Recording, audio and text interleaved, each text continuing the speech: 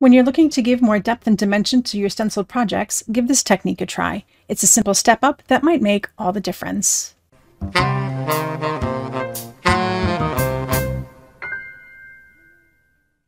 Every technique video is narrated live while I'm doing the technique, so you're getting a real-time view of how the whole process works. Pull out the supplies I'm using and create right along with me, pausing as you need. Before we get started, don't forget to like this video and subscribe to my channel. I appreciate it. This technique works great on both light and dark cardstock, so I'm going to show you how to do it on both. So basically, we're going to take one stencil and create a beautiful shadow look. And for the dark cardstock, it's best to use Distress Oxides or other pigment inks because, of course, those colors are going to show up on your dark cardstock. So I have a piece of navy blue cardstock here, and I have my stencil. And in this case, I do have temporary adhesive on my stencil, so that way all of these little detail images don't shift as I'm doing my stenciling. So I'm going to go ahead and just kind of press that a little bit to make sure that it is adhered to my card. And I've got Mermaid Lagoon Distress Oxide and a blending brush. So for the first layer, you just want to do kind of a light touch across the whole thing, especially if you're going to be using the same color. So you can use the same color or you can use different colors. So in this case, I'm doing the same color, but I'm doing just this really light touch so that some of the navy blue continues to show through.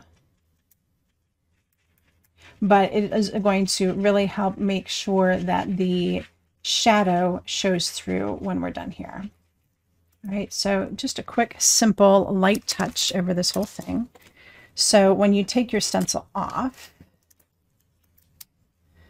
this is what you're going to see. And you see this is a beautiful, soft look, which by itself is absolutely gorgeous. But we're going to go ahead and add a second layer to this to give it the more pronounced primary focus. So to get the shadow look, I don't have to clean off my stencil because I'm going to use the same color. I'm going to just go ahead and shift my stencil up and to the left or the right or down, either way, as long as I've shifted it from the main image here. So I zoomed in a little bit so you can see this happening. And I don't want to go too much. So I think that will be good. And I can see that I've got like shifting everywhere here. You can see all the dark navy blue that hasn't been stenciled yet. So again, I can press my stencil down. Now this time I want to do more of a solid image to make that look different than the shadow that we just created. So I am going to get lots of ink in here, get a nice solid look, and come all the way across. And so as you can see, this is like not rocket science here. We're not trying to do anything that's totally crazy. It just sometimes takes a little bit of out of the box thinking to get the look that you're going for and give yourself a little step up in a technique. All right, so this has got a nice solid layer of the blue on here. And when I pull this up, we're going to see the shadow. All right, so there is this really lovely lighter shadow underneath, and that gives that a gorgeous, gorgeous look.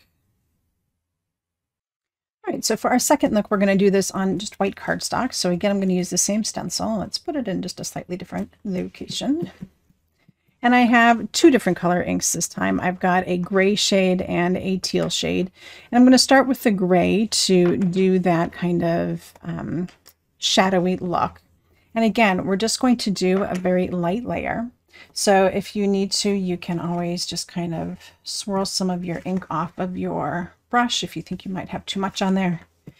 And we're just going to do a beautiful light layer. And you may not even see it on the video because it is going to be just super light. This is going to give us more of a drop shadow look, like sun coming in and giving a nice shadow of these leaves on a wall or another surface.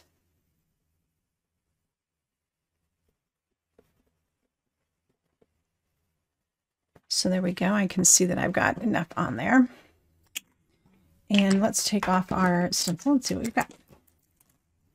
All right, this is beautiful, beautiful gray look, and we're going to go ahead and add in our main layer.